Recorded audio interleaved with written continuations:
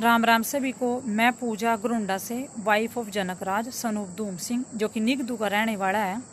मेरी और जनकराज की शादी सन 2016 में 22 अप्रैल 2016 को हुई थी। इस शादी में उसके माँ बाप, उसकी 5 बहनें और यार दोस्त शामिल थे। जो मेरी ननदे रीना, रुकमेश, अनीता, सविता, काको, ये शादी में शामिल थी। हर चीज़ इन्होंने पूरे रीति रिवाज से मेरी शादी हुई है। जो देखने की रस्म होती है, लड़की की मांग भरने की रस्म होती है, उसमें रुकमेश, सुभाष और सविता बत्ता से ये शामिल थी। उसके बाद 22 अप्रैल 2016 को मेरी शादी में ये 5 बहनें शामिल थी। हर चीज़ में ये शामिल थी। उसके बाद शादी के तकरीबन 2 साल के बाद जनकराज मुझे बिना बताए अपनी बहन रीना के घर मुझे छोड़ के अमेरिका चला जाता है।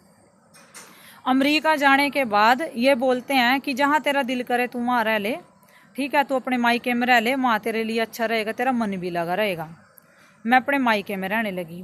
मेरे ससुर ने मुझे आश्वासन दिया, धूम सिंह ने, जो निगदू का पंचायती मेंबर है, जो सत्संगी है, जो बोलते हैं कि हम झूठ नहीं बोलते, आश्वासन दिया कि 1 साल के अंदर अंदर मैं तुझे अमेरिका पहुँचा दूंगा बेटे, चिंता ना कर, तू रह ले 1 साल अपने घर।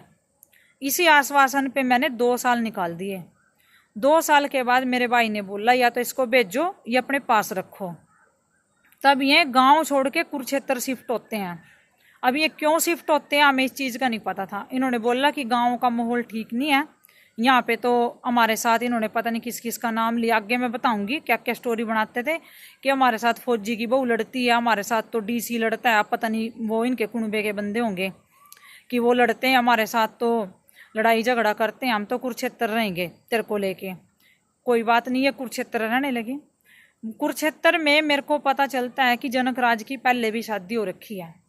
जब मैंने इसके खिलाफ बोला कि जब तेरी शादी हो रखी थी, ननदों के साथ भी मेरी लड़ाई हुई है, उसकी भी मेरे पास सारे प्रूफ हैं, तो इन्होंने मुझे बोला कि रजनी का, जनकराज का, जो रजनी है, जो जनकराज की पहली वाइफ है, कि उसका तो केस चला हुआ है तलाक का, और इनका तलाक हो जाएगा और तेरे को हम अमेरिका भेज देंगे, या तू यहीं पे रहेगी तो उसका तो तलाक हो जाएगा, तेरे को क्या टेंशन है।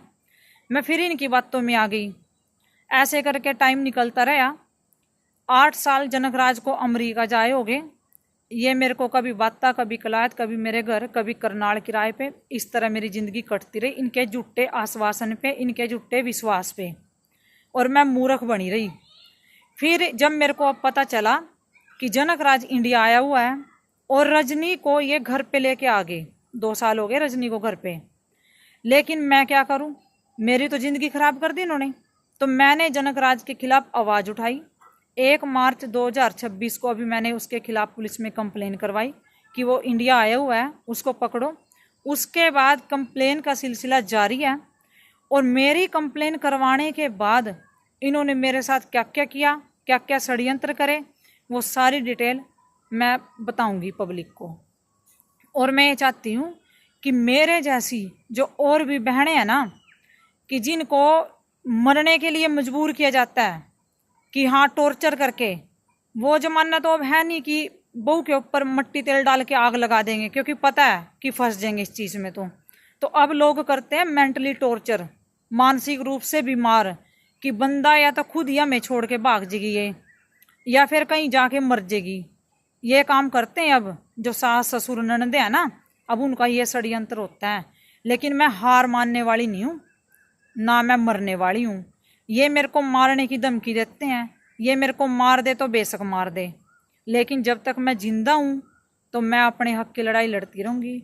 और जितनी भी बहनें हैं ऐसी कि जो परेशान है, कि किसी का केस चला हुआ है, जिनके पति बाहर गए हुए हैं, अमेरिका में हैं, और दादागिरी करते हैं बैठ के, तो आप लोग कमेंट करना, तो कुछ ना कुछ रास्ता निकाल लेंगे, कुछ तो करेंगे कि जिससे इस समस्या का समाधान हो, मेरी भी समस्या का समाधान हो और सभी बहनों की समस्या का समाधान हो।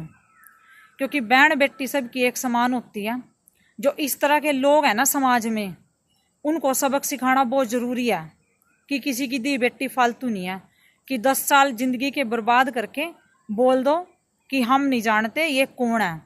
मैं हर एक प्रूफ फ़ोटो, वीडियो और रिकॉर्डिंग है, मेरे सास ससुर की रिकॉर्डिंग, मेरी ननदों की रिकॉर्डिंग, सारी मैं हर प्रूफ लगाऊंगी यहाँ पे।